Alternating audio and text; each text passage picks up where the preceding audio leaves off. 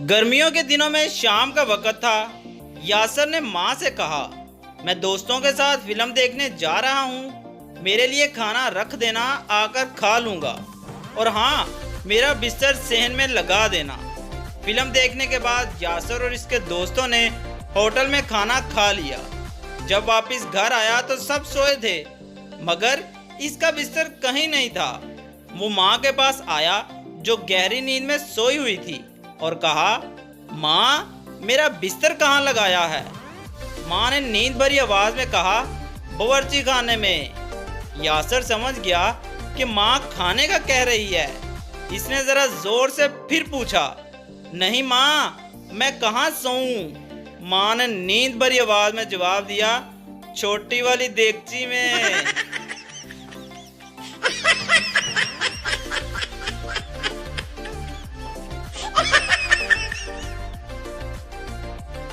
एक बार प्रोफेसर साहब क्लब से सुबह सुबह लौटे और बेगम साहिबा को सोता पाकर चुपके से बिस्तर में दुबक गए।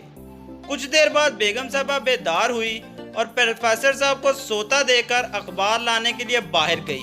फिर वो तेजी से लौट आई और प्रोफेसर साहब को जगाकर पूछा, आप घर कब वापस आए हो?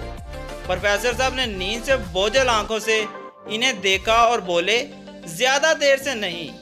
फिर इन्होंने रजाई ओढ़ ली। बेगम साहबा ने कहा, ठीक है, मैं कल अखबार वाले से पूछूंगी कि इसने अखबार कार के पहिए के नीचे कैसे दबा दिया।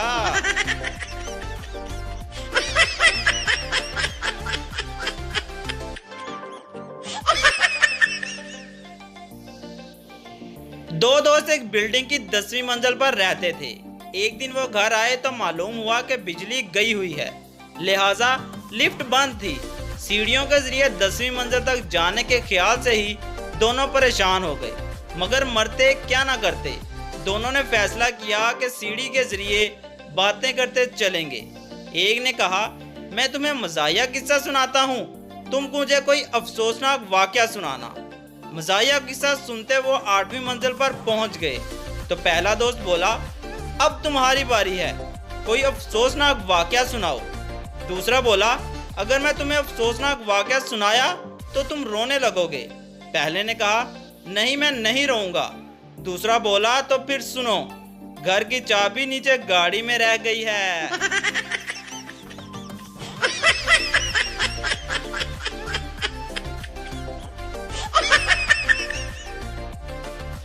बीवी, शादी से पहले तुम मुझ पर बड़े शेर कहा करते थे।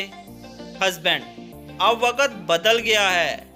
बीवी, फिर भी जान, कोई शेर कह दो ना। हस्बैंड, लो सुनो, जाने जिगर जाने मन, 90 किलो तेरा वजन।